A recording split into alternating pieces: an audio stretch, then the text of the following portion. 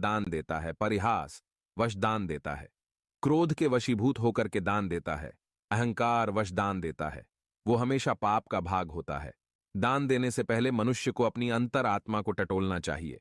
यदि दान देने की सामर्थ्य नहीं है तो दान नहीं देना चाहिए, और अगर दे तो इन बातों का ध्यान रखना चाहिए, क्योंकि आप क्रोध वश, उपहास वश और किसी अन्य उपयोगी वस्तु का दान देते हैं या भोजन कराते हैं तो बूढ़ी गाय को दान देते हैं तो देने वाला नरकगामी होता है। जब भी कोई चीज दान में दे तो ये सोच ले कि वो वस्तु उसके किसी न किसी काम में आती हो। यदि नहीं उसके काम में आती है तो वो दान नहीं कहलाएगा। हमारे द्वारा दिया गया दान हमें कई गुना होकर वापस मिलता है, चाहे वो इस जन्म में मिले या अगले जन्म में। यदि हमने किसी के लिए खाने की वस्तु दान की है तो आने वाले कई जन्मों में हमारे लिए कभी भोजन का संकट नहीं होगा। यदि हमने किसी का मजाक उड़ाया है, अहंकार वश दिया है, तो उसका फल हमें कई गुना होकर भोगना पड़ता है। दर्शक बंधुओं, इस प्रकार से राजा वो लीक को खा करके ही उस पाप से समय प्रदोष काल लग रहा है कि जूझ रहे हैं हमारे जीवन में, बहुत बहुत टेंशन, बहुत समस्या।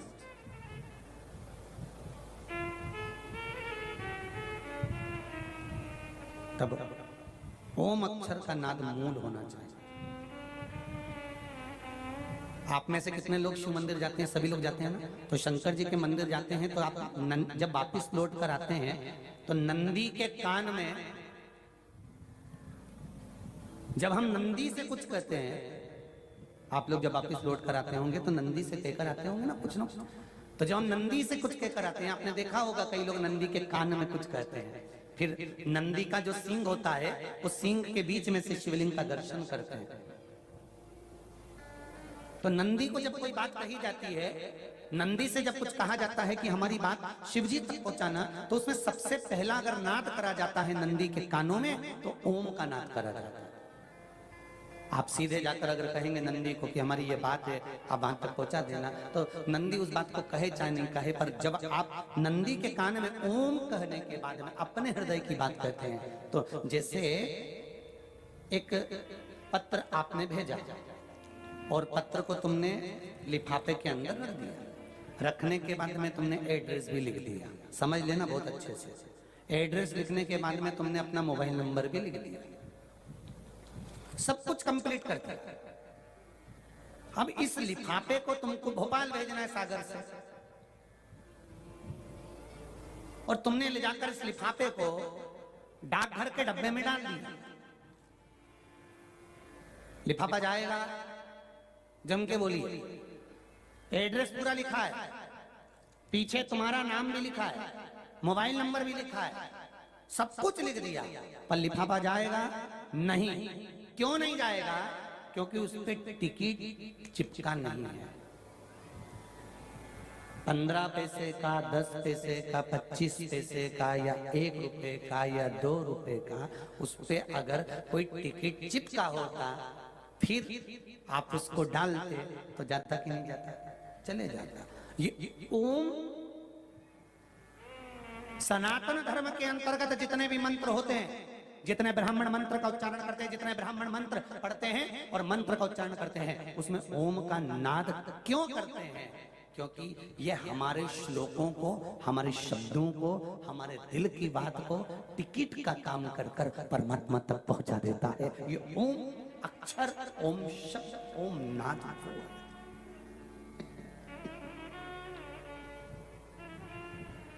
वहां तक पहुंचा।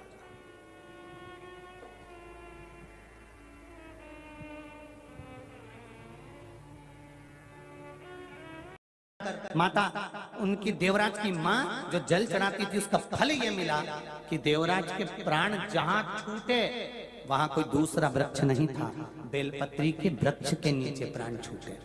सनातन हिंदू धर्म के अंतर्गत आज भी किसी का अंतिम संस्कार करने के लिए ले जाते हैं, अर्थी को लेकर जाते हैं, तो एक जगह पर अर्थी को रोका जाता है, उतारा जाता है। इधर उतारते कि नहीं उतारते वो हमको मालूम। अंतर्गत आज भी किसी का अंतिम संस्कार करने के लिए ले जाते हैं, अर्थी को लेकर जाते हैं, तो एक जगह पर अर्थी को रोका जाता है, उतारा जाता है। इधर उतारते कि नहीं उतारते वो हमको मालूम नहीं, पर शास्त्र रीति करती है एक जगह अर्थी को रोक देते हैं, उतार देते हैं, अर्थी को नीचे रख देते हैं। कुछ देर के लिए अर्थी ले जाने वाले भी वहां पर बैठ जाते हैं। किसी से पूछो, कोई विद्वान से पूछना, जो गांव का पुरातन व्यक्ति हो, बुजुर्ग हो, उससे पूछो कि ये शमशान जाते समय अर्थी को बीच में क्यों रोक दिया, इस अर्थी को यहाँ क्यों रोका गया, अर्थी रोकने का कारण क्या था, क्यों यहाँ अर्थी को उतारो, यहाँ उतारा करना, अर्थी को उतारना पड़ेगा, यहाँ रखना पड़ेगा, रखने के बाद लोग 4-5 पत्थर बीनते हैं, फिर उधर फेंक देते हैं, बैठ जाते हैं, क्यों, किस लिए, क्या कारण क्या है, उसको मालूम होगा तो वो जरूर। बेलपत्री के वृक्ष के नीचे छूटे थे, इसलिए शास्त्र रीति कहती है जिस मुर्दे को लेकर जाते हैं, कोई बेलपत्री का पेड़ जो गांव में होता था उसके नीचे अर्थी को थोड़ी देर रख देते हैं, तो उस जीव आत्मा को कैलाश धाम पहुंचा दिया जाता है जो उस पर बंधी है। जीवन में अगर मौका मिले वृक्ष लगाने का, तो जिस मार्ग से अर्थी निकल कर जा रही हो, शमशान जा रहे हो, और बीच रास्ते में दोनों तरफ अगर मौका मिल जाए तो कहीं एक अगर बेलपत्री का वृक्ष लग जाए और उस बेलपत्री की छाया उस मुर्दे पर और अर्थी ले जाने वाले पर पड़ जाए, तो वो स्वयं ही शिव के धाम पहुंच जाते हैं। उसको पहुंचाने की जरूरत। कितनी दुर्वा, एक दुर्वा, मात्र एक दुर्वा। शंकर भगवान पर चढ़े हुए जल जब नीचे की ओर आता है, जिस जगह पर जल गिरता है उस जगह पर मात्र एक दुर्वा प्रदोष के दिन अपनी कामना कर कर इस शरीर के सुख के लिए शंकर भगवान के जल गिरने वाले स्थान के पास में अवधूतेश्वर महादेव के नाम से रख दी जाती है, तो जिंदगी में कभी बड़ी बीमारी नहीं आती। उसी तरह जिससे रोग को समाप्त करने के लिए दुर्वा का प्रयोग किया जाए। श्रावण महीने में अगर आप शंकर जी के मंदिर में जाएं और शिव मंदिर किसी वृक्ष के नीचे हो, बट वृक्ष के नीचे हो, चाहे पीपल के वृक्ष के नीचे हो, चाहे वो आंवले के वृक्ष के नीचे हो, चाहे वो बेलपत्री के वृक्ष के नीचे हो, चाहे वो शमी के वृक्ष के नीचे हो, चाहे जिस वृक्ष, कोई भी वृक्ष के नीचे अगर कोई शिवालय है, शंकर जी का कोई मंदिर या शंकर जी का कोई शिवलिंग रखा हुआ है, तो एक दुर्वा किसी भी श्रावण महीने में तुम जब भी किसी शिवालय में जाएं, जिस वृक्ष के नीचे शिवलिंग हो, उस शिवलिंग पर ये शिवलिंग रखा हुआ है, ये जलाधारी है। जलाधारी पर जहां शिवलिंग रखा हुआ है वहां कटी भाग है, कटी भाग माता पार्वती जी का हस्तकमल, उसके ऊपर रखा हुआ है शिवलिंग, सामने अशोक सुंदरी और भगवान शंकर के दोनों पुत्र गणेश कार्तिकेय, ऊपर से जल गिरता है जया, विषहारा, शामलीवारी, दौतली, देव, ये भगवान शंकर की 5 बेटियां। तो जो कटी भाग है, इस कटी भाग पर अगर मात्र एक दुर्वा समर्पित कर कर, जिसकी किडनी या लीवर डैमेज हो रहा हो, काम नहीं कर रहा हो, या किडनी लीवर में कोई तकलीफ हो रही हो, या डायलिसिस चल रहा हो, तो मात्र एक दुर्वा उस कटी भाग पर श्रावण महीने में समर्पित कर कर, उस दुर्वा के 7 टुकड़े कर कर 7 दिन प्रतिदिन सुबह के समय पर उसको चबाकर खा लेने पर या निगल जाने पर धीरे धीरे धीरे धीरे डायलिसिस बंद होने लगता है और किडनी लीवर अपना काम करना प्रारंभ कर देते हैं। जूझ रही हूं मैं इन समस्याओं से, तो बेलपत्री की जड़ के अंतर्गत, जो बेलपत्री का बड़ा वृक्ष हो उसकी जो जड़ हो, उस जड़ पर लाल चंदन घिसकर या लाल चंदन से कटोरी में घिसकर लेकर जाएं। शिवजी पर लाल चंदन से पूजन करने के बाद में उसी चंदन को लेकर आकर बेलपत्री की जड़ के अंतर्गत ओम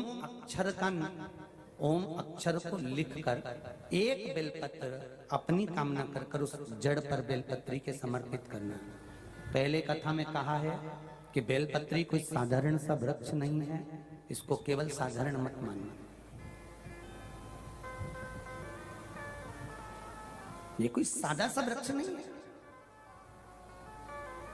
बेलपत्री की जड़ में ओम शब्द लिखकर, अक्षर लिखकर, उस पर एक बेलपत्र समर्पित कर कर शिव जी से अपनी कामना कर कर, जो प्रदोष के दिन,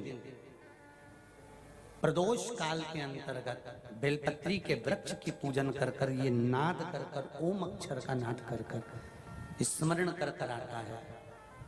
ज्यादा से ज्यादा कहेंगे तो 4 दिन, 5 दिन में या 6 दिन में मेरा देव अधिदेव महादेव जो समस्या और टेंशन जिंदगी में चल रहा होता है, उससे थोड़ा बहुत तो निजात मेरा देव अधिदेव महादेव उसी समय करना प्रारंभ कर देता है।